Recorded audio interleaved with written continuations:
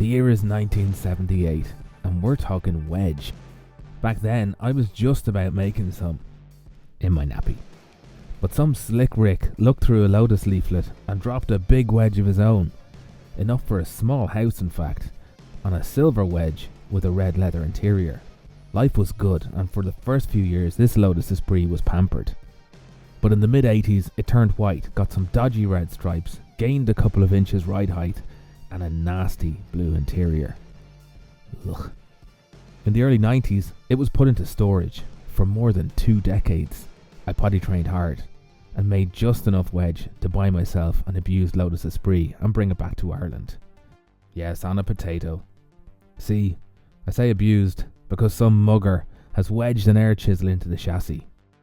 But I'm gonna fix it.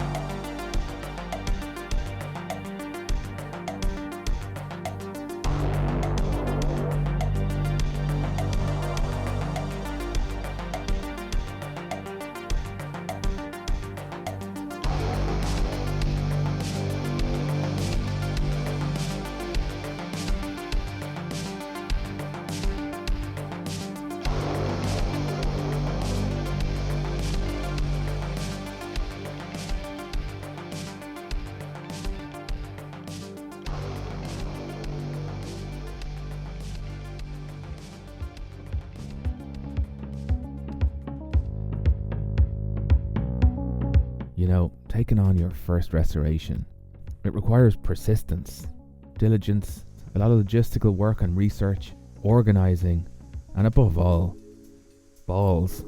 So I'm going to say thank you to the boys at Delta Auto Body and to you for being patient while I used fixing up a Mercedes W123 for a year to find mine. You see, the chassis for this car is irreplaceable. So we've got to repair it. And right now, I've got the biggest tool I'm ever gonna have. You see how I delivered that? This is a Blackhawk P188 Mark II. It's not a jig, it's a measuring system to work in conjunction with a jig. You could kind of think of it as a massive ruler with 8 smaller rulers hanging off the side of it. It's supposed to be a precision instrument, but I picked this one up very cheap. And while all but one of the measurement arms on it seem to be true and accurate, this one is very obviously misaligned, and I've calibrated it best I can. But I am not relying on this to keep my chassis straight or to even give me an accurate idea of whether it is straight. It does seem to be, by the way. I'm more using it just as a frame of reference. Literally, a way to keep my eye on if and where the chassis moves from this point. Anyway, it comes with a roller cabinet full of fittings that allow you to take reference from points on the underbody of a car or chassis specified by the manufacturer to tell if that body or chassis is straight, and if not, how far out it is. The bottom drawer is full of data sheets for all of the leading manufacturers. And by the way, the marks catered for in this drawer suggest that this thing could be as old as me. I knew not to hold my breath for any Lotus data in the miscellaneous file, and here are a few things of note, the closest to Lotus being the Isuzu Piazza, but I'll pull this Maserati bi-turbo just so you get an idea. These sheets give you accurate manufacturer's measurements for the undersides and chassis of cars, and tell you which of the Blackhawk fittings to use to take those measurements. Oh yeah, and this bad boy has one other trick up his sleeve. Na na na na na. It's the Blackhawk jig. Frame alignment. This is not, I repeat, not what the measuring system is designed to do, but I have bolted the chassis down to it. And happily, the chassis seems super straight. At its extremities, I can't find it more than a millimetre out in any direction. And I'm no expert, but judging by some of the shims I took out of the rear suspension, that's easily dialed out once we get into suspension geometry. So look, before I shut up and let you kick back, here's the thing that scared the bejesus out of me. The cradle section of chassis underneath the engine that links the tubular rear end to the box section of the backbone. Well, it's got all sorts of things going on. Dents and dings from bad jacking. A crease in it that I'm pretty sure was my fault when we were forklifting the car up onto this mezzanine. There's a playlist of previous Esprit episodes at the end of the video, by the way. And then there's this gaping hole. Ye old backstreet mechanic hack job. It's actually amazing looking at the damage on this section and considering it doesn't seem to have thrown the chassis out of alignment. And so you might ask, well, why would you bother grinding out all of this stitch welding to peel this very fundamental section out of the chassis? Well, look, here's how it is. As much as these videos are my livelihood, I'm not doing this for YouTube.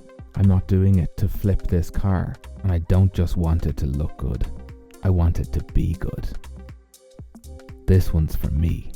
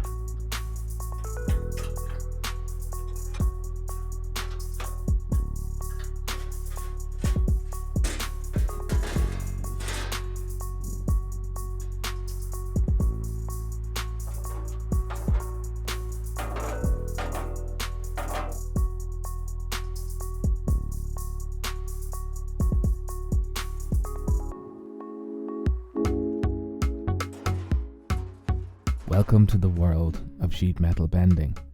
Don't worry about the fact that I've folded the sides a little bit too far. They tell me it's easier to remove some bend than to put some in after the fact. What is the major problem here is that my new panel has turned out more than 10 mil wider than the original, and that's for a couple of reasons. One is that I made my template to the outside of this panel, but I'm putting the bends in from the inside of the panel, and material thickness is a key factor here. Ask any engineer and they'll tell you have to factor the thickness of the metal into your measurements to get your bend in the right place. Well, this is just the type of thing I love getting my teeth into. So I said, hey Georgie, let's do some homework. And let me tell you, this is best left to the professionals, because within seconds I was knee deep in massive calculations and formulas and something called the K-factor. And it wouldn't be right if I didn't bring you a little detail. The K-factor is something you've got to calculate to get your bend in the right place, and that relates to something called the neutral axis.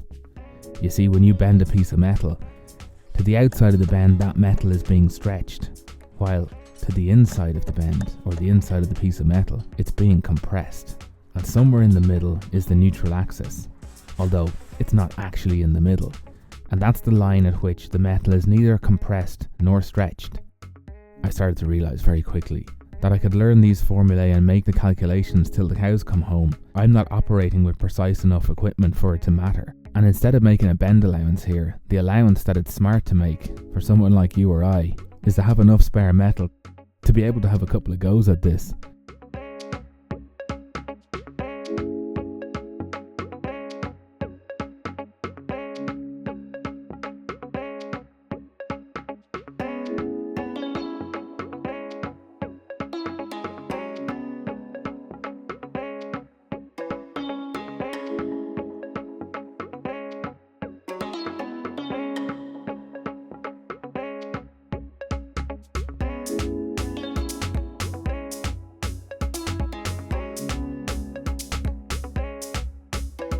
I borrowed the use of a professional machine, but it turns out that needed servicing, so wasn't bending accurately anyway. And between a problem with the clamping jaw and me getting to know this machine, the second attempt at this panel turned out even wider than the first one.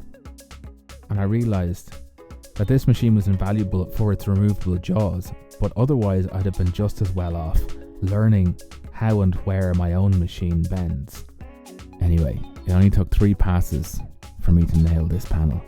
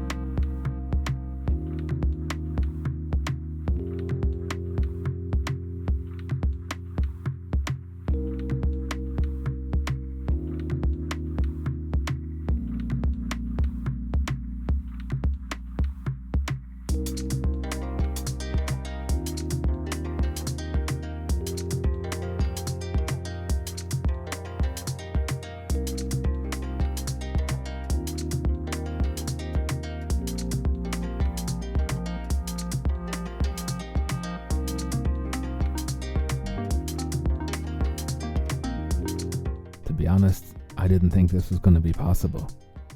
Is it perfect? Nope. Is it close enough that it won't make any difference? Absolutely. In fact, the only real discrepancy in this panel is a small section in this corner where the fold isn't quite as crisp as the rest. But I'll trade all of the damage on the old panel against that. You can see a score line where I've left an extra 10mm around the edge of the panel that I'll have to trim back. And another reason I forgot to mention that doing this panel was important was to get the repair section in this area of the backbone tucked underneath the cradle panel. Speaking of which, I used those repair sections to learn the sheet metal brake. I have to trim them for length, but otherwise they're good to go. And getting those right allowed me trial and error and the learning time I needed. So that's it. The next problem is creating dies to press the flanges into this panel. That's going to be fun. Despite a huge downturn in productivity lately, I'm going to take a short break, after which Esprit episodes will come thick and fast. All that remains is to thank my patrons for funding all of this and being so patient with it. So thank you. Lorinas Urovicius, Mark Watts, Gavin Waddell, Adam Wall, Zoltan Nyakos, Gordon Addison, Ed Longridge, Gary Starr, Michael Costello, Panir Mew, Raymundus Vikiorgus, Maximilian Bowles, Maxim Spack, Joel Baker, Martin Diver, Sean Rinn, Marcel Blevins, Dave Killen, Kiel Larson, Ian Berg, Andrew Lawler, Don Delagrange, Thomas Konizewski, JD, Jason Thibodeau, Hiragos Medzikian, Christopher Kerholt, James Witta, PJ Hennessy, Damien Herzegonia, Ronald Finger, Reagan Harper, Ingolf Schneider, Tim Naylor, The Vertigo, Dean Little, Mark Montserrat, Balix, Matt Morin, Annie McGrath, Ihar Ansipenka, Jan Jezek, Mihavil Kulin, Heinz Hopf, James Lee, Tomas Vinikov, Wilhelms Jakobsens, Spencer Cannon, Captain Jack, Vlad Staniu, Cornell Vari, Tony Sheehan, Elias, Jeffrey Armfeld, Maciek Berger, David, Michael McCormick, David Lauren, Joe Croboth, Jack Leitch, Ryan, Lance Peterson, Andrew Power, Keith Bradley, Peter McCracken, Saladman, John Dawes, Nick Schreier, Steve Hamada, Magna Meldal, Donal Higgins, Eric Doyle, Nick, Paul Yo, Jake Nelson, Angus Lemon, Michael Stam, Jara, Philip Dunlop, Matt Ritchie, Brian Kenny, Ralph Combs, Sir Digsby, Chicken Caesar, Paul R, Stefano Rosso, Hakan Olsen, Rostislav Chernichenko, Kasper and Almatas Kubulius. That's a hell of a list, but I've been away a while. Thank you all for all of your support and input. I'll see you with more as soon as possible, and until then, you know what to do. Stay stuck in, and good luck.